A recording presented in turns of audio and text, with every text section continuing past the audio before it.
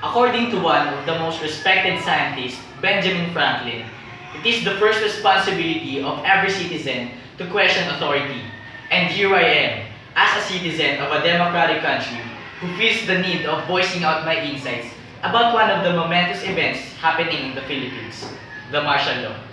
I do not question the authority of the president himself in giving orders such as declaring the law that gives power to the military over the people.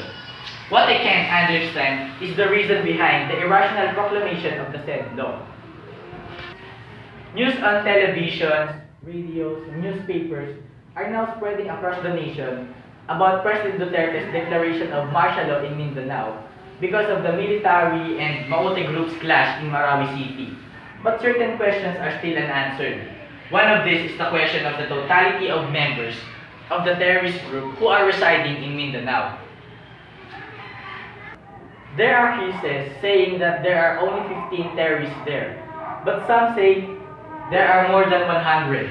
However, this is far from what had happened back to Estrada administration, where over 10,000 MILF rebels fought with the military, but Estrada didn't need to proclaim martial law. Likewise, we can remember when MNLF spread in Zamboanga City and the battle lasted for weeks, and yet former President Noynoy Aquino didn't also declare martial law.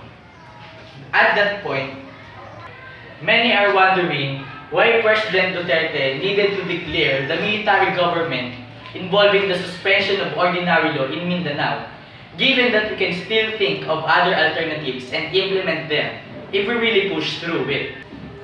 Yes, martial law is constitutional according to the 1987 Philippine Constitution. But what makes this kind of weird is that Department of National Defense Secretary Delfin Lorenzana himself said that he didn't recommend our president to declare martial law.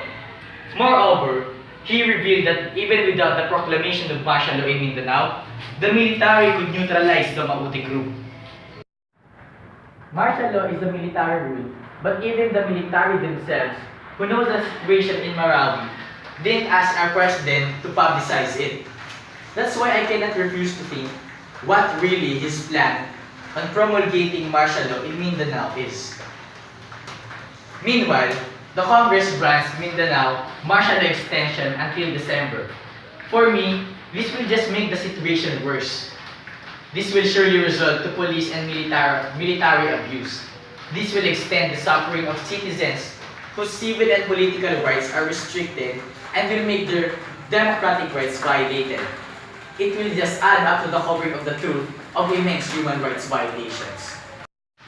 The crisis of the ruling system continues to worsen under the Duterte regime as it fails to fulfill its promises of change.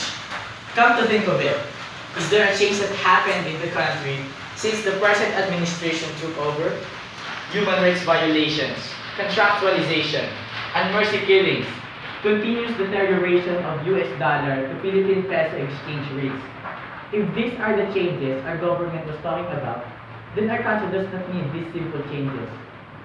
Juan de la Cruz needs evolution, where change is walking along with development, bringing the freedom, rights, justice, and carrying the hopes and dreams of every Filipino to the summit of peace and unity.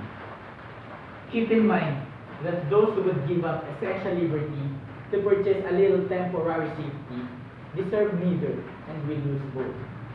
So the question is, do you then deserve any liberty or safety? You deserve your answer.